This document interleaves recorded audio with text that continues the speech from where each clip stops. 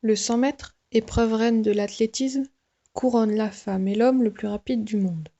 Cette course est composée de plusieurs phases, dont le départ, aujourd'hui facteur clé de la performance. Au début du siècle dernier, le départ se faisait encore debout. Puis petit à petit, les athlètes ont creusé la piste pour se faire des cales de départ, pour évoluer jusqu'à aujourd'hui en starting block électrique. Cette évolution est due à une technique de départ qui a évolué au fur et à mesure des années pour maintenant être une technique de pointe décryptée par les scientifiques.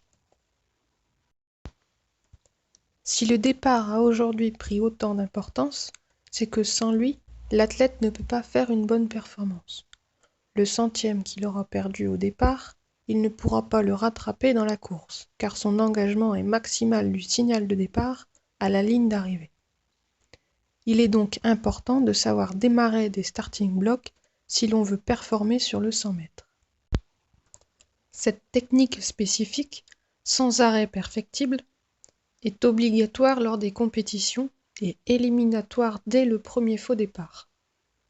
Cette technique doit donc devenir un automatisme pour l'athlète, un automatisme qui lui permet de développer sa puissance maximale dès le signal de départ. Pour cela, l'analyse de l'entraîneur est indispensable lors des entraînements. En 2010, à l'occasion d'un stage intensif sprint, lors d'une séance de départ, chaque départ a été filmé. Nous avons donc pu analyser et comparer deux sprinteuses, l'une spécialiste du 200 mètres de niveau régional et l'autre spécialiste du 60 et 100 mètres de niveau national. Pour mesurer la différence de performance entre les deux athlètes, nous avons mesuré le temps qu'elles mettent pour poser le premier appui et la distance à laquelle elles posent ce premier appui. Nous avons donc pu comparer deux vitesses d'éjection. On peut constater que la sprinteuse de haut niveau va 15 cm plus loin avec 20 centièmes de seconde en moins. Commençons par analyser les facteurs de réussite chez la sprinteuse nationale. La première chose que l'on peut constater, c'est que toutes ses intentions vont vers l'avant, à tout moment de l'effort.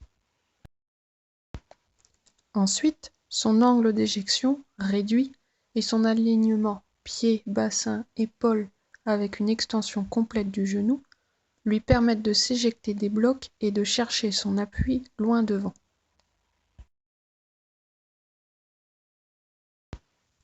Lors de sa poussée, elle utilise aussi ses segments libres, les bras pour alléger son poids de corps et genoux pour engager son bassin vers l'avant. Ces segments restent dans l'axe de course pour rester efficaces. Enfin, on peut voir que la trajectoire de son pied arrière est plutôt rasante, pour pouvoir reprendre son appui le plus vite possible. Tous ces facteurs avec une intention maximale de vitesse donnent un départ explosif.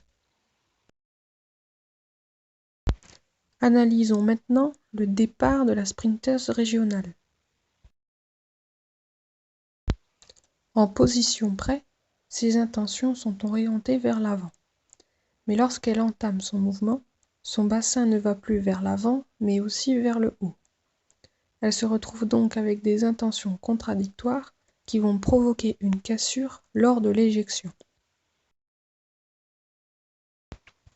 Ayant une intention vers le haut et non vers l'avant, son premier appui n'ira pas loin.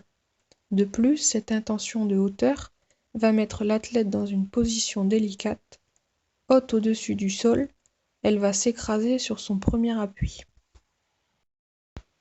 Concernant ses segments libres, on observe aussi que son bras droit ne reste pas dans l'axe de course, il va vers l'intérieur.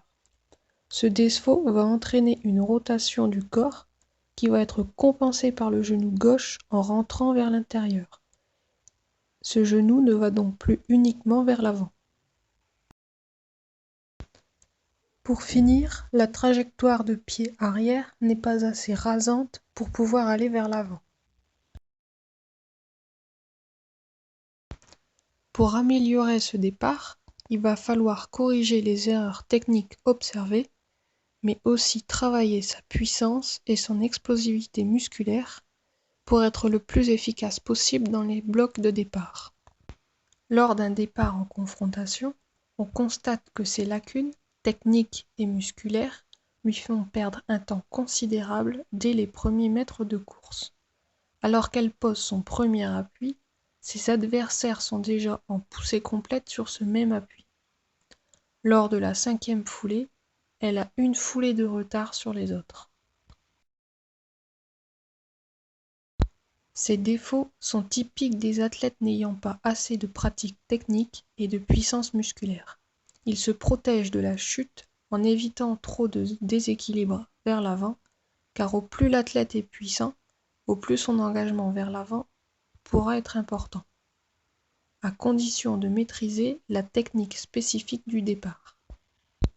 Pour terminer, on vous propose quelques exercices de départ parmi tant d'autres.